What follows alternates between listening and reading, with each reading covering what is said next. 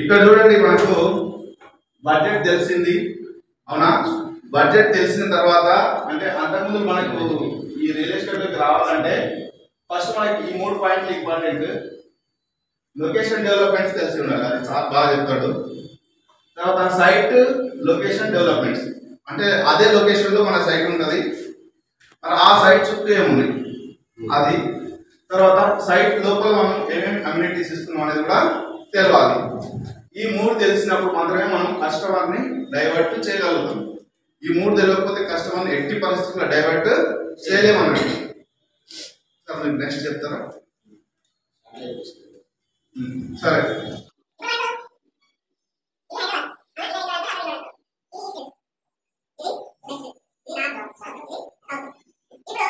అంటే ఇది వరంగల్ హైవే,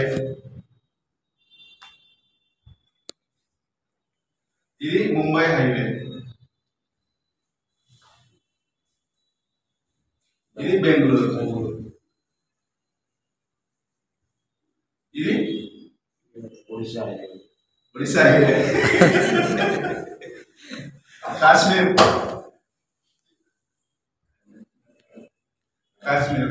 సరే.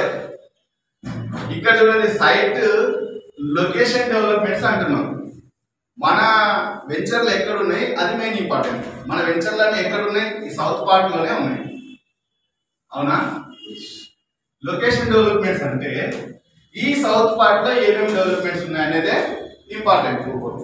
ఇక్కడ నుంచి మనం ఇట్లా వెళ్తుంటే ఫస్ట్ ఇక్కడ రాజీవ్ గాంధీ ఇంటర్నేషనల్ ఎయిర్పోర్ట్ వస్తుంది అవునా.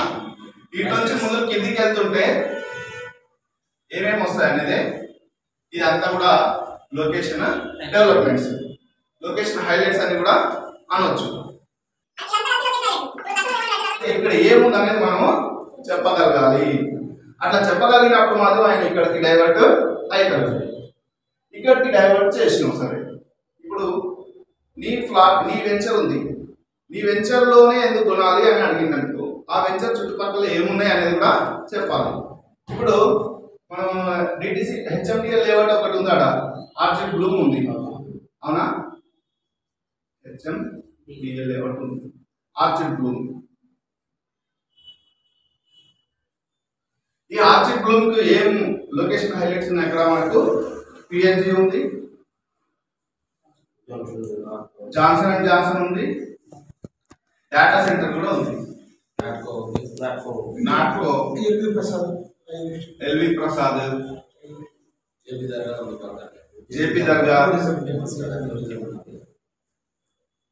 అవునా.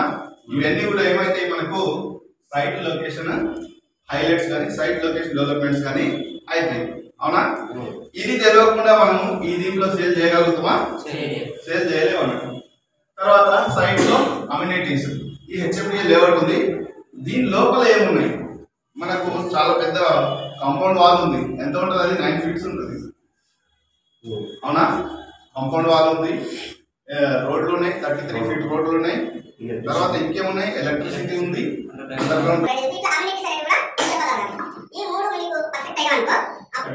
Location highlights, site location highlights, తర్వాత సైట్ లోపల ఉన్నటువంటి అమ్యూనిటీస్, ఇవి మాత్రమే చెప్పాలి.